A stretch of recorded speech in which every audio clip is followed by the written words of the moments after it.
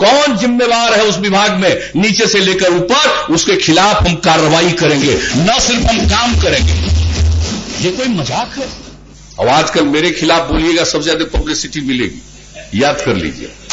हम तो एक्शन लेंगे, छोड़ेंगे नहीं, ये कोई बात नहीं है। हम लोगों को कितनी चिंता है इस बात को लेकर के, मुझे खुद ही बहुत तकलीफ होती है। इंटेलेक्चुअल लोग, बहुत लोग हैं जो कुछ पढ़ लोग के समझ लेते हैं कि अपने को इंटेलेक्चुअल। मेरा नामकरण क्या क्या किया गया, जो कहा वो हम नहीं कह सकते हैं, उचित नहीं होगा कहना, बाहर पूछिएगा तो बता दें।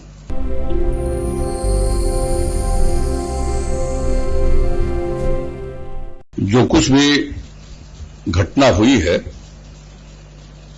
उस पर हम सब लोग चिंतित हैं और सिर्फ शोक संवेदना हम लोग व्यक्त करना ही जिम्मेवारी नहीं मानते हैं, बल्कि इस तरह की घटना में कमी आए और यह लक्ष्य प्राप्त हो कि ऐसी घटना न घटे। इसके लिए जो कुछ भी कदम उठाया जा रहा है, विस्तृत रूप से हमारे माननीय स्वास्थ्य मंत्री ने सदन में सारे तथ्य प्रस्तुत किए हैं और कुछ प्रश्नों के उत्तर भी रख दिए। मैं उन चीजों को दोहराना नहीं चाहता हूं। स्वास्थ्य के क्षेत्र में जो काम किया गया है, जब से बिहार के लोगों ने हम लोगों के प्रति जिम्मेवारी सौंपी है, उसका एक पहलू इन्होंने इस बात की यहां पर चर्चा की है, कहां से कहां हम लोगों ने स्थिति को पहुंचाया है। और एक बात जान लीजिए, आज जिस बात की चर्चा खुलेगा, हर मेडिकल कॉलेज में नर्सिंग कॉलेज की स्थापना की जाएगी, नए मेडिकल कॉलेज खोले गए, एम्स का जो विस्तार किया गया, इन सब चीजों के बारे में आप सब अवगत हैं, काम किया जा रहा है। लेकिन कोई ये दावा नहीं कर सकता कि जितना काम किया गया है वही काम पर्याप्त है। आबादी बढ़ती जा रही है, पर्यावरण की समस्या उत्पन्न हो रही है और उसके चलते हमें तो निरंतर इस क्षेत्र में प्रयास करना पड़ेगा और उस दिशा में हम लोग काम कर रहे हैं। जो कुछ भी घटना घटी है, चाहे वो मुजफ्फरपुर के इलाके में हो या गया के इलाके में, उसके बारे में इन्होंने विस्तृत प्रतिवेदन दिया और जो बात कही है, ये आप जान रहे हैं, इसका नाम है AES, एक्यूट इंसेफेलाइटिस सिंड्रोम। शब्द है सिंड्रोम और पूरी बात विस्तार से बताया। अब ये तो यहां के कार्यवाही का वो अंग होगा, मैं आग्रह करूंगा कि पढ़ जरूर लीजिए गौर से। और अभी जब विशेषज्ञ लोग नहीं पहुंच पाए हैं किसी नतीजे पर, और इस संबंध में जब होता था 2015 में इन्होंने चर्चा की, हमने एम्स में बैठकर, एम्स पटना में मीटिंग की, अलग अलग विशेषज्ञों की अलग अलग राय थी कि ये किस कारण से हो रहा, और हम 3 घंटे तक बैठे और हमने कहा कि जब अलग अलग राय है तो एक संयुक्त टीम बने और इस पर अध्ययन करें। और यहां से इसके रिसर्च के लिए यूएस भी भेजा गया, जिसकी चर्चा भी की गई। तो अभी तक कोई किसी नतीजे पर नहीं पहुंचे, लेकिन जो कुछ भी लक्षण प्रकट होता है उसके आधार पर लोग ट्रीटमेंट करते हैं और उसमें बहुत हद तक सफलता प्राप्त होती है। समय के मुताबिक अगर बच्चे पहुंच जाते हैं तो उनका जान बच जाता है, अगर विलंब होता है तो फिर उनका जान बचाने में चिकित्सकों को कठिनाई होती है। ये एक स्थिति है, इस पर सारा अनुसंधान चल रहा है। लेकिन जो कुछ भी स्थिति हम लोगों ने वहां देखा, हम भी मुजफ्फरपुर जब गए, हमारे पहले स्वास्थ्य मंत्री गए, केंद्रीय स्वास्थ्य मंत्री आए, सब चीजों के बारे में रोज बातचीत हो रही थी और उसके बारे में वहां पर ईसू की संख्या कम थी, PICU की संख्या कम थी, मात्र 14 थी। हमने तत्काल प्रधान सचिव स्वास्थ्य को कहा कि भाई इसकी संख्या तुरंत बढ़ानी चाहिए और 66 पर पहुंच गए। 100 का लक्ष्य 110 तक जाएंगे। तो ये सब पर काम चल रहा है। ऐसा नहीं है कि कोई काम में किसी भी प्रकार से कोताही किसी ने बरता, लेकिन घटना तो बड़ी गंभीर है। आखिरकार पहले भी मृत्यु होती है, आज भी मृत्यु हो रही है। ये बात तो दुखद है और सिर्फ दुख प्रकट करने से तो काम समाप्त नहीं होगा। काम तो समाप्त होगा, इसके लिए चाहे जितना प्रयास करना हो वो सब प्रयास करें। हमने तत्काल, जब इसके लिए पटना में हमने एक बैठक की, सारे हेल्थ डिपार्टमेंट के लोग, चीफ सेक्रेटरी सब थे, मेरे साथ डिप्टी CM भी थे, सब लोग बैठे हुए थे। हमने एक ही बात कही कि भाई इसका जो हम इतने दिनों से देख रहे हैं और इसके बारे में जो भी आकलन हो रहा, तो मुझको ऐसा लगता है कि हम सब लोगों को सामाजिक और आर्थिक सर्वेक्षण करना पड़ेगा, सोशियो इकोनॉमिक सर्वे। पहले हमने कहा कि जो इस बीमार से पीड़ित हुए हैं उनका, और जब उसका कर दिया और अगले दिन तो हम गए वहां, और मुजफ्फरपुर में जितने मरीज भर्ती थे, बच्चे भर्ती थे, उनके अभिभावक थे, उनकी मां थी, कोई के पिता भी थे, तो सबसे हमने बात की, डॉक्टर से एक एक मरीज के बारे में पूछा, और एक एक मरीज का जो रिपोर्ट और रिकॉर्ड्स है उसको देख करके और एक एक चीज लोगों ने मुझको बताया। जो हमने वहां महसूस किया, नंबर 1 कि सब गरीब परिवार के लोग। एक बात साफ दिखा, जो हमने पूछा कहां रहते हैं, क्या करते हैं, उनकी मां से पूछा, फिर हम यह भी पूछते थे बच्चा खाया नहीं था, तो किसी ने बताया कि हां रात में खाया नहीं था। कई तरह की बात हमने एक एक बात पूछी और देखा कि जो बीमार बच्चे उसमें बच्चियों की संख्या ज्यादा है। तो हमने वहां पर भी तुरंत कहा कि इसका भी देख लीजिए, क्योंकि उस समय जितने लोग भर्ती थे उसमें लगभग 55% बच्चियां थी, लेकिन हमने कहा कि मुझे लगता है कि इसकी संख्या और ज्यादा होगी, तो इसका सर्वेक्षण करें। तो एक राउंड जो इस बार पीड़ित हुए हैं, इसके शिकार हुए, या तो बीमार पड़े और किसी की मृत्यु हो गई, उन तमाम परिवारों का पूरा सर्वेक्षण, तो एक रिपोर्ट तो आ गई, और जिसका हमने जिक्र किया कि देख करके ही मुझको लगा कि गरीब परिवार के हैं। तो गरीब परिवार के हैं, और फिर जागरूकता की भी कमी, जो इतना इस प्रकार का वातावरण है, इतनी गर्मी है, इतनी उमस है, और बच्चे कहां थे, तो इन सब चीजों के बारे में जागृति का अभाव, यह सब भी हम लोगों ने महसूस किया।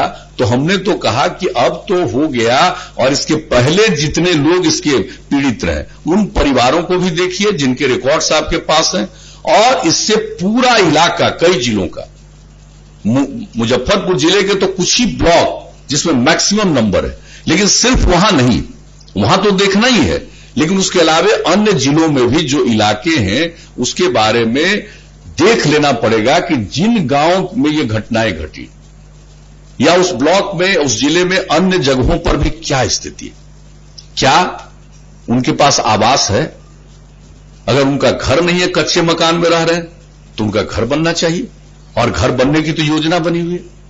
पहले से इंदिरा आवास योजना चल रही थी, अब प्रधानमंत्री आवास योजना ग्रामीण में परिणत हो गया, और एक घर बनाने के लिए 1,20,000 रुपया, उसमें जिन परिवारों का नाम छूटा हुआ था उसके बारे में भी हम लोगों ने वहां रिकमेंडेशन भेजा, और यह तय कर दिया कि जितने लोगों के नाम को स्वीकार किया जाए, उसके अलावे जो इस तरह के परिवार जिनके रहने का पक्का मकान नहीं है, उसका पक्का मकान बनाने के लिए राज्य सरकार मदद करेगी मुख्यमंत्री आवास योजना के अंतर्गत, और 1,20,000 की सहायता देंगे। और इसके अलावे हमने जो देखा कि प्रधानमंत्री आवास योजना ग्रामीण के अंतर्गत जिनका नाम शामिल है, उसमें से कई ऐसे परिवार हैं जिनके पास घर बनाने की जगह नहीं।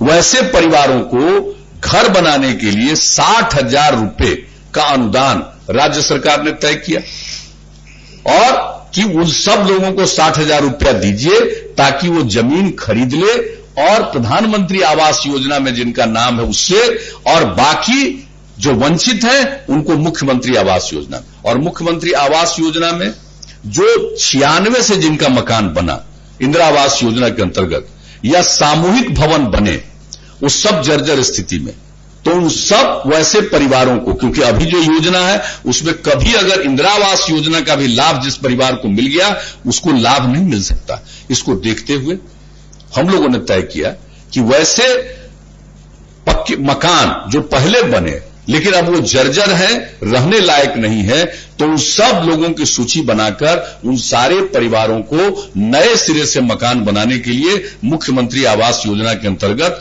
सहायता दी जाएगी।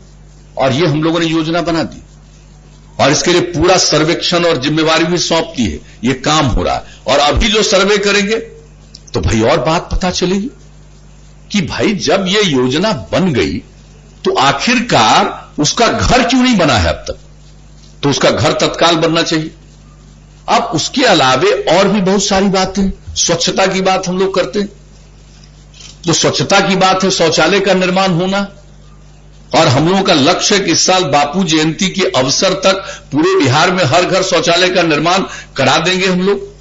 तो यह भी देखना है कि कौन वंचित है उसका हो जाए।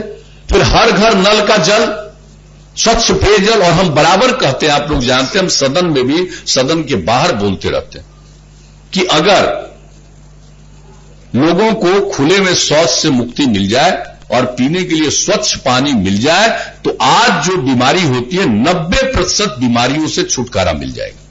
तो इसके लिए हम लोग काम कर रहे हैं। तो ये जो हम सोशियो इकोनॉमिक सर्वे कर रहे हैं तो एक एक चीज देखेंगे कि आखिर क्या चीज है।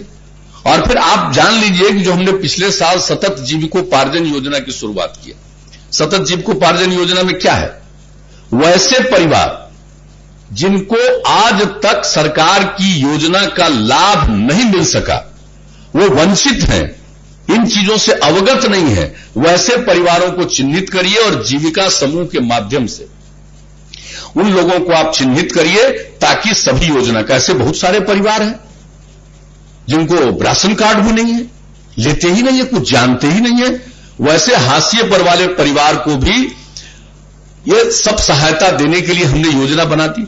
और जो गरीब आदमी शराब चुलाता था और जो मेरे ऊपर बहुत सारे आरोप लगे कि गरीब लोग इससे प्रभावित हो रहा, वैसे गरीब परिवारों को प्रशिक्षित करके वैकल्पिक रोजगार के लिए, और ये दोनों प्रकार के परिवार को सतत जीविकोपार्जन योजना में शामिल करके 60,000 रुपए से लेकर 1 लाख रुपए की सहायता वैकल्पिक काम के लिए।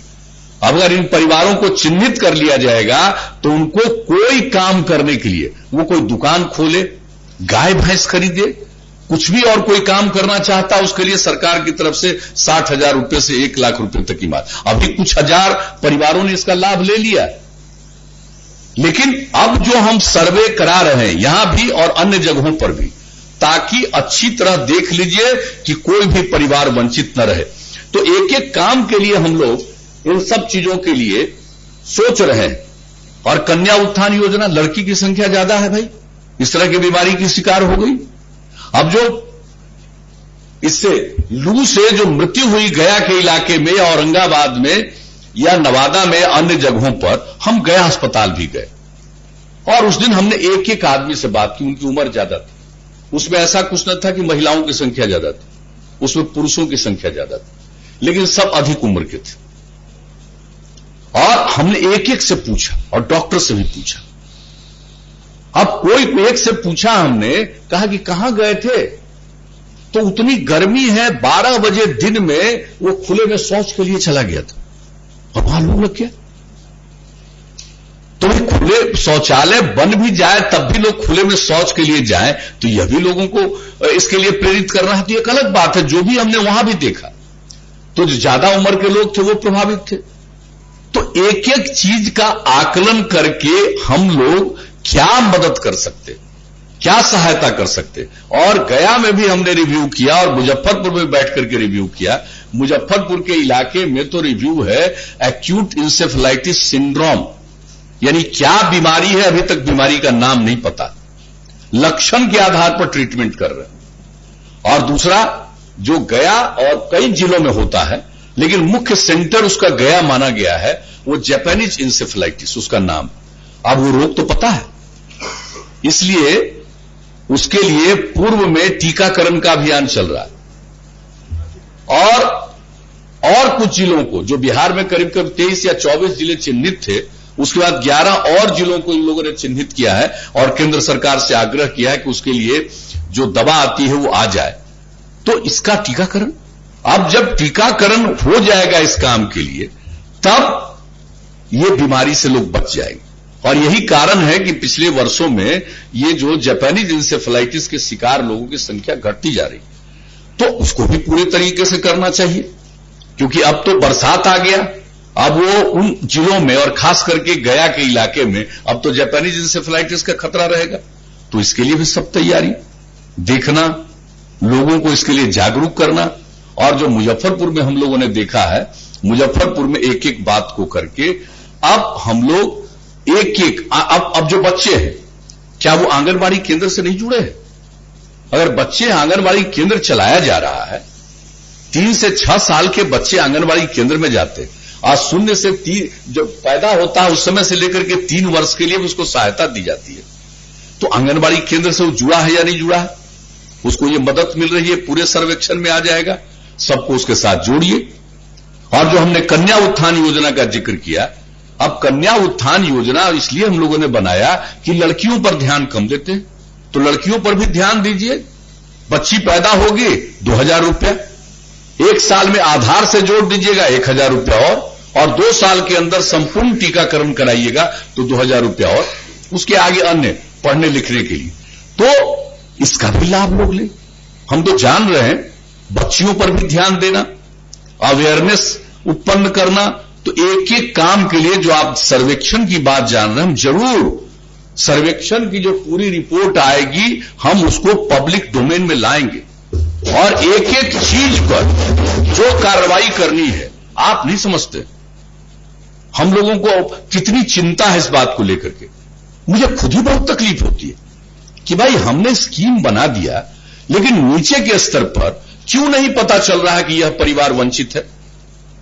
तो अब अगर यह घटना घट गई, यह बहुत दुखद घटना है, लेकिन यह हमारे लिए एक बहुत बड़ी चुनौती है और उसकी जिम्मेवारी मिली है कि भाई हम हर परिवार को देखें ताकि प्रिवेंटिव हो, उसको रोक सकते हैं। अभी तक तो बीमारी कैसे हो रही है, क्यों हो रही है पता ही नहीं है, वो तो रिसर्च चल रहा है, लेकिन प्रिवेंट करने के लिए वो स्वस्थ रहे, उसको भोजन पाचन समय पर मिले और इतनी जागृति आ जाए कि बच्चे को अगर शाम में भूख नहीं लग रही है और बिना खाए सो रहा है तो समझ लीजिए कि इसमें कोई परेशानी आ रही, और उसी समय से क्यों नहीं डॉक्टर के पास जाएंगे।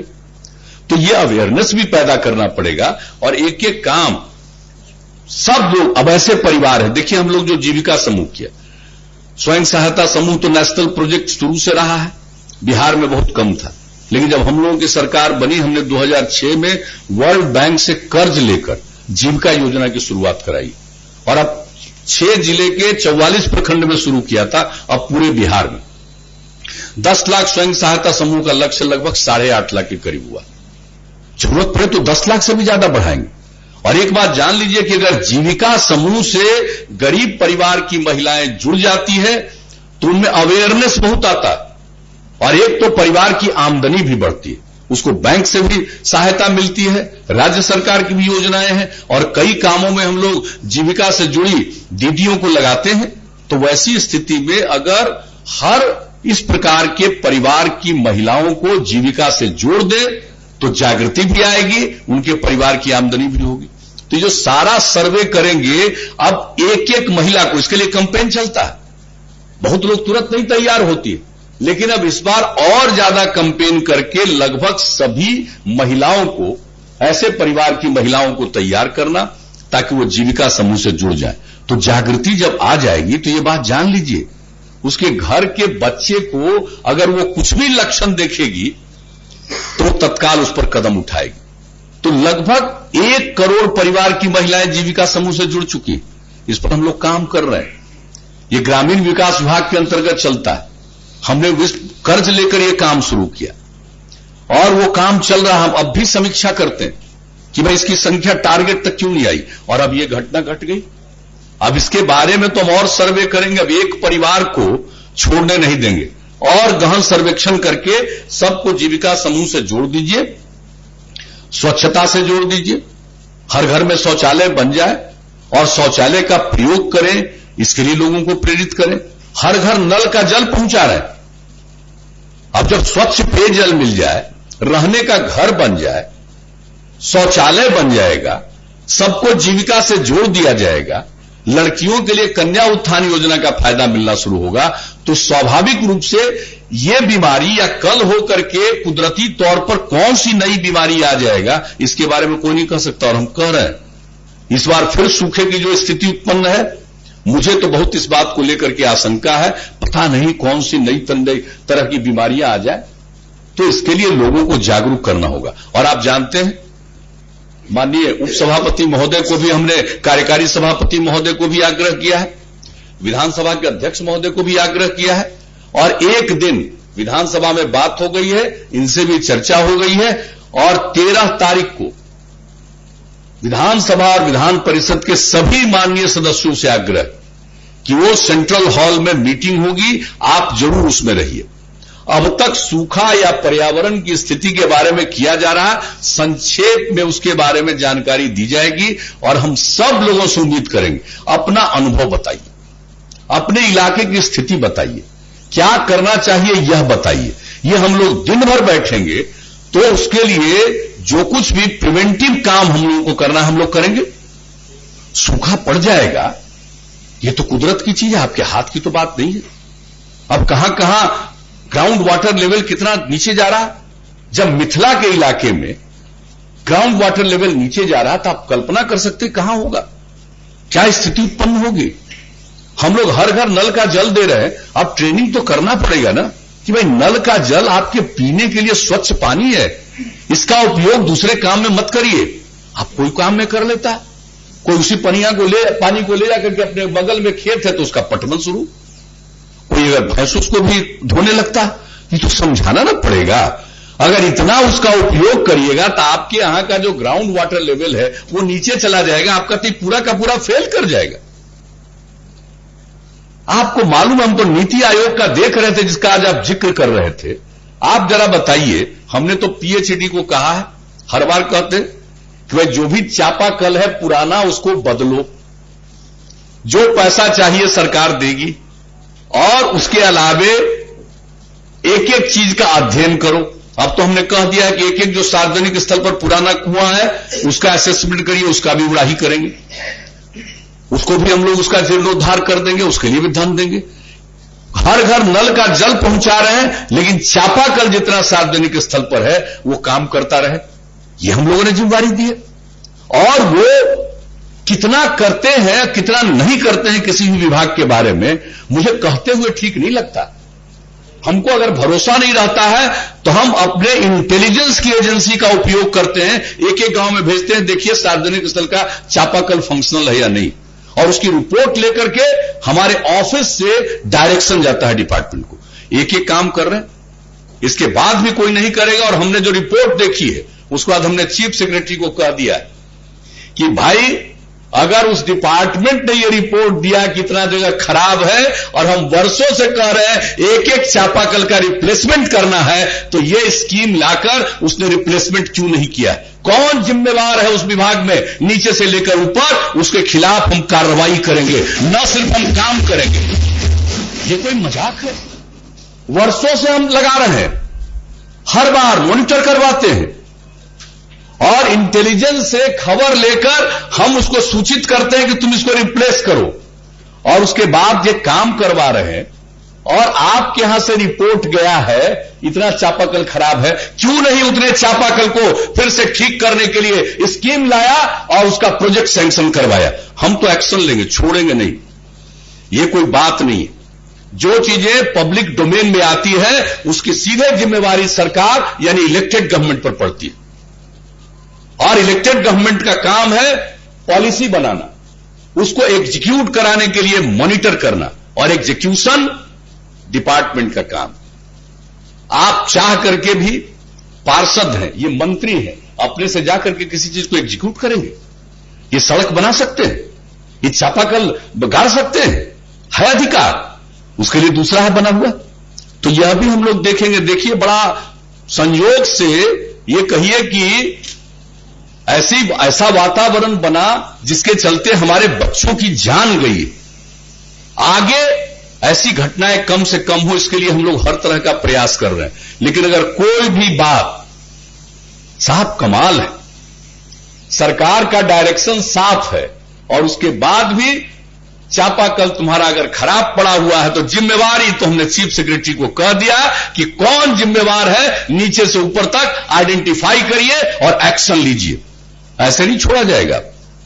यह बात नहीं है कि जिसको जिम्मेवारी दिया हुआ ये काम करो, वो काम नहीं करेगा और कहीं रिपोर्ट आ जाएगा और उसके माध्यम से बिहार को नीचे पहुंचा देगा। देखिए, बिहार को जिसको जो मर्जी आवे कहीं नीचे पहुंचाए, हमको उसकी चिंता नहीं, लेकिन लोगों को मालूम है बिहार कहां था, आज कहां है। आज हर घर नल का जल हमने शुरू किया है, अब केंद्र सरकार ने भी योजना बना ली। आप जरा बताइए, हर घर बिजली का कनेक्शन हमने शुरुआत कराया, केंद्र ने भी योजना बना ली।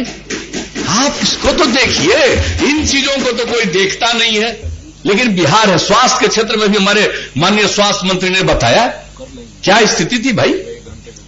आप 2005 का नहीं है, 2006 के फरवरी का सर्वे, हर प्राथमिक स्वास्थ्य केंद्र में एक महीने में औसतन 39 मरीज। और उसके बाद हम लोगों ने कहा क्यों है भाई, तो डॉक्टर नहीं होगा, नर्स नहीं होगी, तो पैरामेडिकल स्टाफ नहीं होगा, कुछ नहीं होगा, ड्यूटी में रहता नहीं होगा। हमने एक एक प्राथमिक स्वास्थ्य केंद्र के लिए डॉक्टर, नर्स सबका प्रबंध करवाया। ये सबसे पहले प्राथमिक स्वास्थ्य केंद्र को देख लीजिए, और सब में लगवाया लैंडलाइन फोन। आया कि नहीं, मोबाइल दे दीजिएगा, हम कह रहे मोबाइल से पता चलेगा कि वो कहां है, लैंडलाइन। और सीएम सेक्रेटेरिएट से और हेल्थ डिपार्टमेंट से रोज 40 जगह 50 जगह फोन किया जाता था। फोन उठाएगा तो पूछेगा कौन है आप, कहां है जी प्रभारी, कहां है डॉक्टर साहब, पता चल जाएगा ना कि डॉक्टर साहब हैं कि नहीं है, जानते ये काम हुआ। और दूसरा हम लोगों ने देखा कि भाई इलाज के दौरान दवा नहीं मिलती है उसको, तब हम लोगों ने मुफ्त में दवा का स्कीम तय किया और अगस्त महीने में इसको लॉन्च किया। उस समय के तत्कालीन आदरणीय उपराष्ट्रपति जो यहां नहीं है, भैरव सिंह शेखावत साहब, उनके मौजूदगी में हमने ये अगस्त महीने में लॉन्च करवाया 2006 में। और आपको मालूम है, फिर नवंबर दिसंबर में सर्वे करवाए, तो उस समय आ गया कि अब एवरेज एक महीने में एक प्राथमिक स्वास्थ्य केंद्र में लगभग 1000-1500 मरीज आने लगे। और तब इसको और इंप्रूव करते करते आज आपको बता दिए कि 10,000 से भी ज्यादा। भाई आबादी तो बढ़ रही है ना, इलाज करिएगा तो डॉक्टर मिलेगा तब ना। अब तो हम लोग सब काम करवा रहे हैं कि तेजी से डॉक्टर का नियोजन हो जाए, हमारे यहां नर्सेज हो जाए, उसको हम लोग काम पर लगाएं, सब काम कर रहे हैं। लेकिन ये जो कहिएगा कि काम करना चाहते हैं, और मेरा तो अनुभव है भाई, एग्जीक्यूशन में जो प्रॉब्लम आता है, हम स्पष्टता से कहते हैं, देखिए हम ट्रांसपेरेंसी से काम करते हैं, हम लोग लाख मॉनिटर करते हैं, लेकिन नीचे से ऊपर ये जो आदमी का दिमाग होता है, क्या कीजिएगा, सब नहीं काम करने में इच्छुक रहता है, बाएं दाएं करके भागना चाहता है। हम लोग पीछे से अड़े रहते हैं तब तो कुछ हो रहा, लेकिन ये दावा करिएगा कि 100% हो गया, ये संभव नहीं। अच्छा, काम जो गड़बड़ करेगा उसको नहीं हाईलाइट लोग करता, सीधे सरकार पर ब्लेम करता है। अगर सब लोग मिल करके, जिसकी दिलचस्पी काम के प्रति नहीं है, उसको आइडेंटिफाई नहीं करिएगा तो कुछ होगा। आप जरा बता दीजिए, करे इस्तीफा दे दीजिए, इस्तीफा दे दिया तो क्या हो जाएगा, कोई आ जाएगा, वो ठीक हो जाएगा, कि और कुछ गड़बड़ हो जाएगा, जिसको काम करना है वो और कम काम करेगा। तो जरा बात समझ लीजिए भाई, ये पार्टी का चीज नहीं, ये हम सब लोगों का, और हम सब लोग मिलकर के अगर जागृति लाएंगे और काम की मॉनिटरिंग करेंगे। इसलिए हमने उस दिन मीटिंग रखी, सारे एमएलए, सारे एमएलसी लोगों से हम अनुरोध करेंगे, आप सब लोगों से अनुरोध करेंगे कि भाई 10 बजे से शुरू होगा, जितना देर चलेगा सब लोग बात रखिए, एक एक चीज को रिकॉर्ड किया जाएगा, और टीम बना करके जितने सुझाव आए उसके आधार पर हमको क्या करना है, और वो निर्णय लेकर के फिर एक एक व्यक्ति को उसको सूचना देंगे। अब जरूरत है, जरा देख लीजिए भाई, स्टेटमेंट देना, कुछ भी करना, ये सबका अपना अधिकार है, उसमें हमको कोई एतराज नहीं, लेकिन ऐसी नौबत ना आए, हम अपने समाज को बेहतर बना सकें, लोगों की परेशानी को कम कर सकें, इसमें परस्पर सहयोग की जरूरत है। और कहीं भी किसी भी प्रकार का आपको एहसास होता है, आप उसके बारे में कहिए। अब प्रश्न के माध्यम से तो करते ही पता तो चल जाता है कि भाई सरकार का ये तंत्र वहां काम कर रहा है या नहीं कर रहा। शून्यकाल के माध्यम से भी रखते हैं, आप इसके माध्यम से भी रखते हैं, ध्यानाकर्षण प्रस्ताव के बाद, ये सब होता है। लेकिन इसके साथ साथ हम लोगों को और ज्यादा थोड़ी भूमिका निभानी पड़ेगी और तब मुझको लग रहा है कि ये सब चीज करेंगे। और टीकाकरण के बारे में इन्होंने कह दिया, संपूर्ण टीकाकरण आज जो 88% पर पहुंचा है, हम लोगों का लक्ष्य है कि देश का जो टॉप 5 है उसमें बिहार आ जाए। कहां से कहां पहुंचा रहे हैं। टीकाकरण हुआ, बीमारी कम होगी। अब एईएस के लिए जो दिया जाएगा, उसको इंजेक्शन दिया जाता है, वो सब के लिए बात हो रही है। जापानीज इंसेफेलाइटिस के लिए, एईएस के लिए तो अभी कुछ है ही नहीं कि क्या किया जा सकता। हां, लेकिन जापानीज इंसेफेलाइटिस से बचाने के लिए वो जो एक अलग है, संपूर्ण टीकाकरण के अलावे वो हो जाए। संपूर्ण टीकाकरण हम अपने सारे बच्चों को करा देंगे तो कम से कम बीमारी का खतरा रहेगा। तो ये सब भी काम कर रहे हैं, प्रिवेंटिव भी काम कर रहे हैं। कोई बीमार हो जाए तो उसके उपचार के लिए, और एक एक डिटेल हम पुनः दोबारा आग्रह करेंगे कि जो सरकार की तरफ से उत्तर दिया गया है उसको आप लोग एक बार जरूर पढ़ लीजिएगा।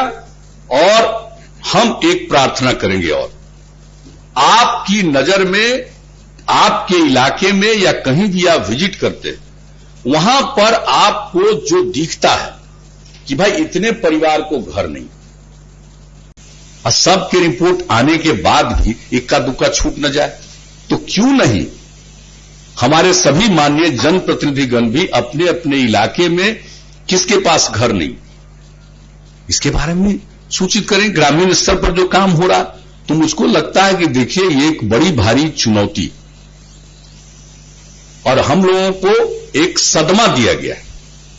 लेकिन हम लोगों को सिर्फ सदमा में नहीं जाना, हमको इसे एक चुनौती के रूप में स्वीकार करना, और जो भी किया जा सकता है हम सब मिलकर करें। और मुझे इतना ही हम आश्वस्त करना चाहेंगे, जो कुछ भी दिया गया, भला बताइए इलाज का इंतजाम है, फिर भी कोई डेथ होता है, तकलीफ नहीं होती है। गरीब परिवार का आदमी अफेक्टेड हो रहा, तकलीफ नहीं होती है। इसलिए गरीब परिवार को बचाने के लिए हम जो कुछ भी काम कर सकते हैं, सोशियो इकोनॉमिक सर्वे के आधार पर काम कराएंगे, आप लोगों की कोई सूचना होगी उसके आधार पर काम कराएंगे। और पर्यावरण में जो भारी बदलाव आ रहा है, वायु प्रदूषण हो रहा है। अब आप बताइए पानी कितना कम पड़ रहा है, लेकिन पानी पड़ता है साथ साथ वज्रपात होता है। इतना लोग पहले वज्रपात में मरता था जी, नहीं मरते थे। आप कभी गौर करके तो देखिए, पानी कम पड़ रहा और वज्रपात ज्यादा हो रहा। तो समझना तो पड़ेगा हम सब लोगों को कि भाई ये कुछ पर्यावरण में भयानक परिवर्तन आ रहा। तो उसके लिए हम लोग सचेत होकर हर चीज का सदुपयोग करें, दुरुपयोग न करें। पानी का भी, अब बिजली दे दिया, अब बिजली का उपयोग करें ना, दुरुपयोग करेगा तो फिर तो आप पर्यावरण पर भी प्रभाव डालिए। तो हम लोगों ने क्या तय कर लिया कि भाई हम हर घर तो पहुंचा रहे, लेकिन अब जितने सरकारी बिल्डिंग है सब में हम सौर ऊर्जा के लिए सोलर प्लेट लगाएंगे, और उसके बाद सारे लोगों को प्रेरित करेंगे कि भाई ये बिजली तो लीजिए, लेकिन जरा इसका भी उपयोग करिए। और उसके बाद हर एक सरकारी बिल्डिंग में रेन वाटर हार्वेस्टिंग का काम हम लोग 1 साल में करेंगे। जब ये कर देंगे, लोगों को प्रेरित करेंगे कि भाई अपने घर में भी करिए। वर्षा का पानी है चला जाता है, नदी से समुद्र की ओर चला जाता है, तो आपको तो कोई उपयोग होता नहीं। लेकिन अगर रेन वाटर हार्वेस्टिंग करेंगे तो ग्राउंड वाटर बढ़ेगा, उसका लेवल ऊंचा होगा। तो सब करना पड़ेगा भाई। सिर्फ सरकार की कुछ योजना से बना देने से काम नहीं चलेगा, उसका क्रियान्वयन 100% हो, इसके लिए हम सब लोगों को लगना पड़ेगा। और भी कोई नई चीज करना है उसके लिए भी करना है, क्योंकि हम लोगों की भूमिका क्या है? जन सेवा ही तो भूमिका है, और तो कोई भूमिका है नहीं। हम चाहे किसी पार्टी के लोग हों, जनप्रतिनिधि हैं, जनता के बीच काम कर रहे हैं, तो हम सब लोगों का दायित्व है। एक दूसरे के खिलाफ जितना बोलना है बोलिए, कोई दिक्कत नहीं, स्टेटमेंट जारी करिए। और आजकल मेरे खिलाफ बोलिएगा, सबसे ज्यादा पब्लिसिटी मिलेगी, याद कर लीजिए। हमारे खिलाफ जब तक बोलिएगा नहीं तब तक पब्लिसिटी। देखते नहीं आजकल कितना आदमी को कितना पब्लिसिटी मिलता है, क्या क्या बोलता होता है, हम तो ध्यान ही नहीं देते हैं। हमको तो हंसी आती है कि चलो भाई, जो मेरा नामकरण क्या क्या किया गया, हमको तो कुछ नहीं बोले। और हम कभी बोलेंगे।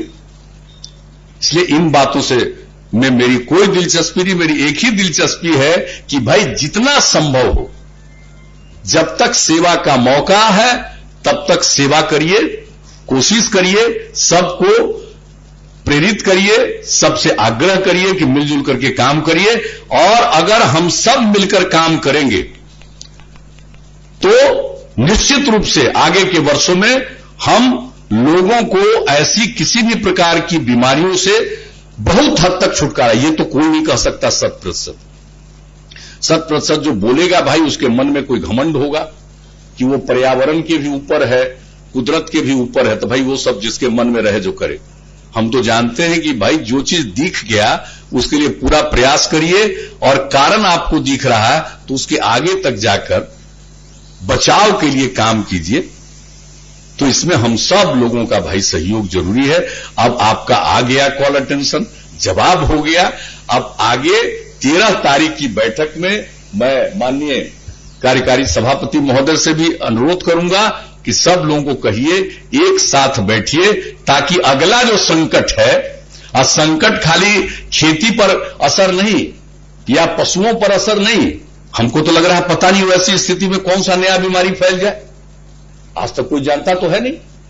इसलिए हम सब लोगों को जितना भी कम पानी, हम उस पानी का भी इस तरह से उपयोग करें कि कुछ न कुछ वैसा माहौल नहीं बने जो पानी आया और चला गया तो आपको सूखा की स्थिति को झेलना पड़ता। इसलिए मेरा इन्हीं शब्दों के साथ आग्रह है, और माननीय स्वास्थ्य मंत्री ने जिस बात पर आपका कॉल अटेंशन था उसके बारे में विस्तृत रूप से क्या किया गया पहले, आज क्या किया जा रहा है और आगे क्या किया जाएगा, इन सब चीजों के बारे में जानकारी हो गई है। और जो मैंने अनुरोध किया है यह है सामाजिक। तो अगर हम सब लोग अपने सामाजिक जो उसको कहिए जिम्मेवारी, सोशल रिस्पॉन्सिबिलिटी को हम लोग समझें, और उसके बाद जो भी कर सकते हैं हम लोग मिलकर करें, हम यही आग्रह करेंगे। लेकिन स्टेटमेंट पर कोई रोक नहीं, स्टेटमेंट देते रहिए, कोई दिक्कत नहीं। स्टेटमेंट नहीं दीजिएगा तब मीडिया का हाल जानते हैं, 24x7 है चैनल। अब आजकल एक सोशल मीडिया शुरू हो गया। अब सोशल मीडिया पर तो इतना ना अनसोशल बात देखने को मिलता है, ये कब किसका किसे झंझट करा देगा। लेकिन क्या करना, सबको आजादी है, सबको अधिकार है, जो भी करे। तो 24x7 चलेगा, स्टेटमेंट नहीं दीजिएगा तो बेचारा क्या करेगा, वो कितना छापेगा, कितना चलाएगा। तो ये चलिए, ये सब कोई बात नहीं, तो वर्तमान दौर की चीज है, उससे कोई मेरी शिकायत नहीं। लेकिन ये सब करते रहिए, लेकिन साथ साथ पूरी जिम्मेवारी के साथ। और हम जरा इंटेलेक्चुअल लोगों को भी कहेंगे, इंटेलेक्चुअल लोग, बहुत लोग हैं जो कुछ पढ़ लोग के समझ लेते हैं कि अपने को इंटेलेक्चुअल, लेकिन जरा जान लीजिए, लोहिया जी ने कहा था इंटेलेक्चुअल अगर कोई है और सक्रियता नहीं है तो किसी काम का नहीं। जो कहा वो हम नहीं कह सकते हैं, यहां उचित नहीं होगा कहना, बाहर पूछिएगा तो बता दें। भाई सिर्फ पढ़ने से कुछ जानकारी मिल गई, इधर उधर का रिपोर्ट देकर के जानकारी मिल गई, आप हो गए, वो है जो रहिए, लेकिन सक्रियता मतलब कुछ भूमिका निभाइए। सक्रिय होकर के अगर जानकारी है तो अवेयरनेस लाने की भी कोशिश करिए। तो ये सब है, और हम समझते हैं यहां पर बहुत सारे इंटेलेक्चुअल सदन के अंदर बैठे हुए, तो इन सब बातों पर जरा ध्यान दीजिएगा, यही हमारा है। और इन्हीं शब्दों के साथ जो चिंता आपकी है, हम सब लोगों की चिंता है, और हम इस चिंता को एक चुनौती के रूप में लेकर इससे आम आदमी को छुटकारा दिलाने की पूरी कोशिश करें। इन्हीं शब्दों के साथ मैं अपनी बात समाप्त करूंगा। धन्यवाद।